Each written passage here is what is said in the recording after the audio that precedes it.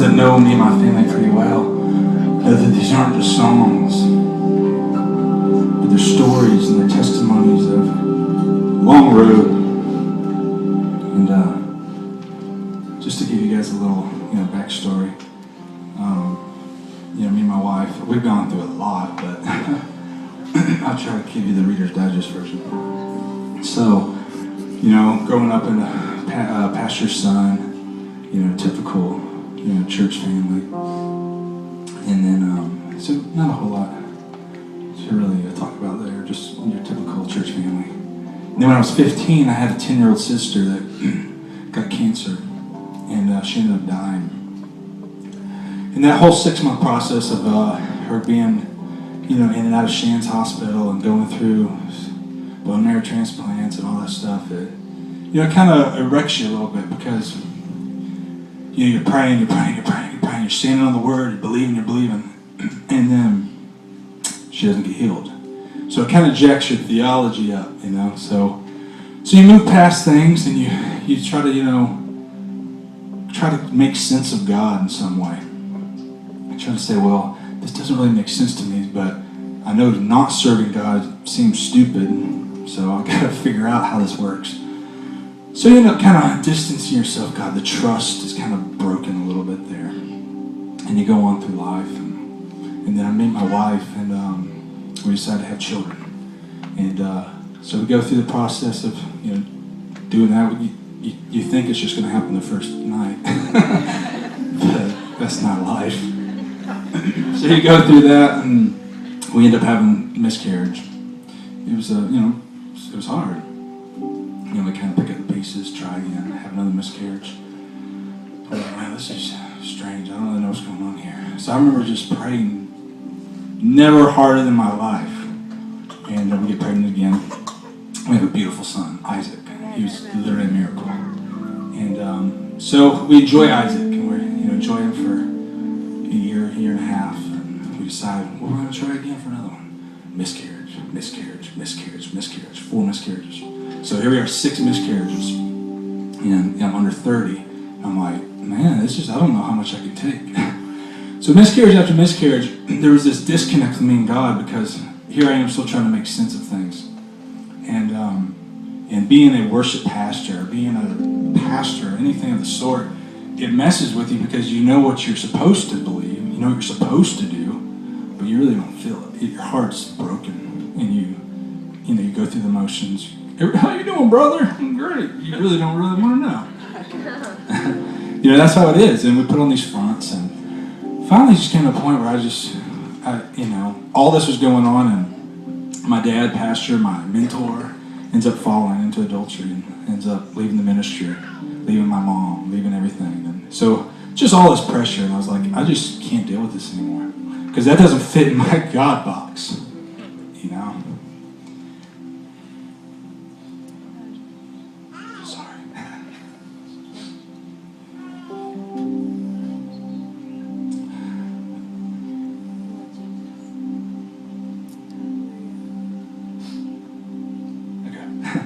So we go through all of that, trying to heal as much as we possibly can. And finally, I just stepped away from everything. I stepped away from ministry. Said, I can't do this anymore. So I take a sabbatical, which I thought was about a month. It ends up being 2 years. Not anything, any leadership, no ministry, no nothing. So for 2 years, I'm just trying to get healed and whole and to a place where I'm healthy again. And this was about the time of our 4th miscarriage. I was done. I was so mad at God and just bitter that I just said, I don't even care if I never step foot in the church again, I'm done. And then ironically, I meet this guy.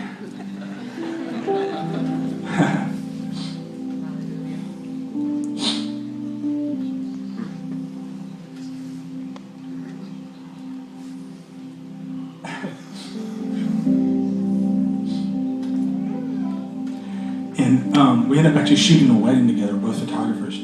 And ironically, we were just at the same wedding.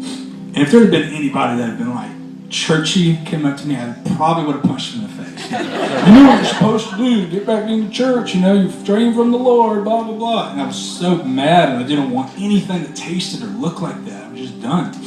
So here we are shooting this wedding, and here's a guy that tattooed up, just didn't even look like your typical Christian guy. But he starts literally just not spitting off Christianese, but sharing love. Hear my heart. Hear my story.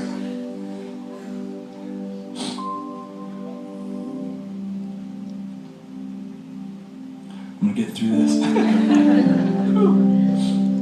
And he pierced dark places that like no one has ever pierced. And it wasn't because of an agenda.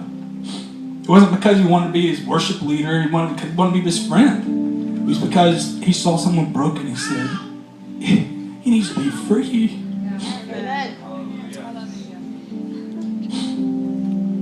So he invites us over to their house, and me and my wife go over there. And what started off as dinner ended up being on our faces for like 2 hours, just praying for us. And they just poured out their hearts. And I'm like, I don't even know these people. After 10 minutes of praying, I feel awkward. I'm like, you should not be giving me all of this. This is too much. And I'm like, I just have never received this before. So anyway, there was so much that started that night. And just the healing process. But that God still was away. You know, I was able to feel the love of Christ through a brother that I never felt before. But God was still far off. I still didn't trust him. So we go through another miscarriage, and at this point I remember being so just, because you kind of see the light at the end of the tunnel, like maybe things are different. And I just get mad again. And I remember being so mad. I'm sitting on the floor in my office. You know, I work from home, so I'm there all the time. And I was literally cussing at the top of my lungs, words I've never said before to the Lord. And I was like, how could you do this? Just pouring my heart out. And at that moment, it was so strange because I didn't feel condemnation. I didn't feel judgment. I felt the grace and loving arms of Jesus. And he said, finally I see your heart. Finally I see who you are. Not this coming into the church trying to pretend like you know who I am. Just being who you are. And then he just brought me back to the Psalms and how David cried his heart out, cursing the Lord. And at the end, there would be this beautiful refrain of just how the Lord, his love and mercy embraced him. And he was able to see, yeah, you are good, Father. You are good. And I've never been to that place. It was all this had to do and had to look and had to whatever. I didn't even know who God was. So it set me on this course to where God showed me I never knew his character. I never knew who he really was.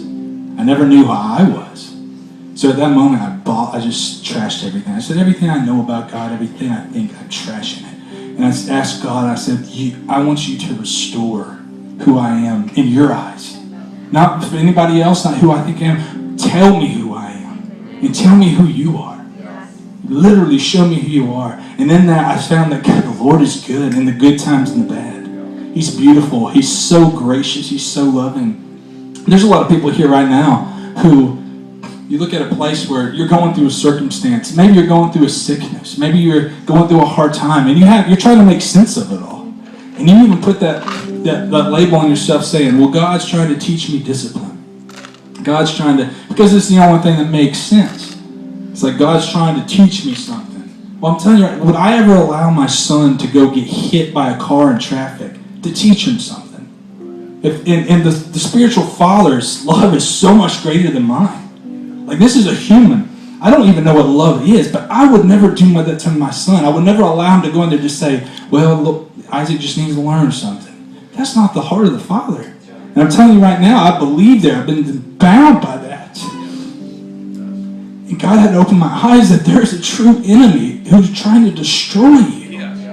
He wants nothing more than to kill your soul. And we lose sight of this and we blame God because he's not this genie in a bottle that we rub and we say, hey, I want this. And he doesn't get it. So guess what? We get bitter. Oh, it must be God's problem. Must be God. All the while, here's God's umbrella of protection. We've gotten so bitter, we moved over here and we're pointing fingers at God. And he's like, you do not understand. Your promises await you right here. They're already been spoken for. From the day the blood spilled on the ground, he said, you are free. You walked away and believed a lie. He said, come home. And he's calling his children back so that we can see that he is good, that we can see that he is faithful.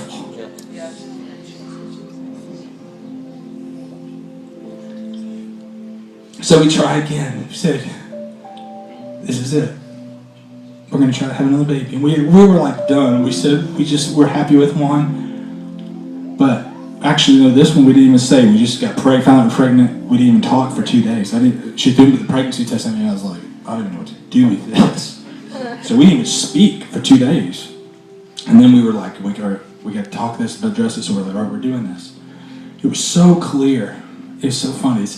Pastor Kenny's here from Crestview was just randomly here on a Sunday night, and he's speaking, and he calls me out, and it was so prophetic and so profound what he spoke into my life.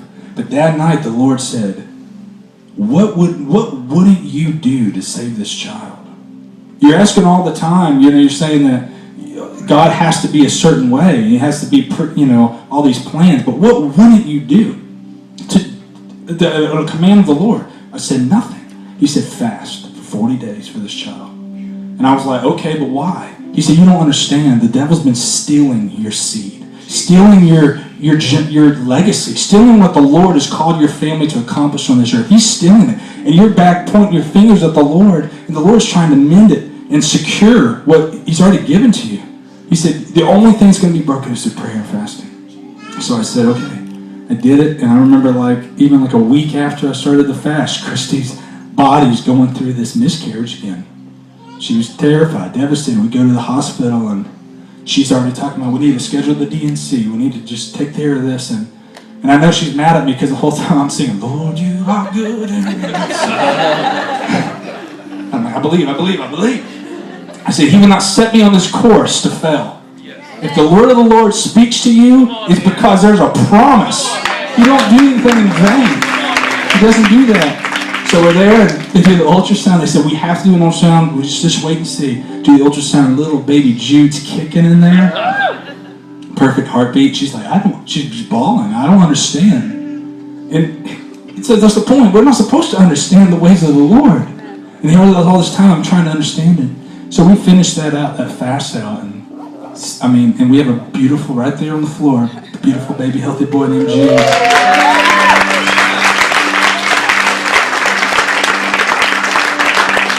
And even to the point of having him, there's all these plans that I was given to the Lord. Lord, if we have this baby, we have to have it naturally. We aren't doing epidural no more. There's all these things. Wouldn't you know, we're in the hospital, and they have to do an emergency C-section, which is the one thing we're not doing. We can't do that, people. We can't do it. It's not what we prayed for. We had this emergency C-section, and in that moment, the Lord's just presence and peace rushed in there. And he said, I'm not bound by worldly agendas. Lazarus was in the grave for how long? He said, that's why Jesus wasn't in any hurry, because it didn't matter. He said, it doesn't matter to me. Lazarus' promise has already been spoken for. What do I have to be in a hurry for? He just walked up there and said, get up. And it's the same.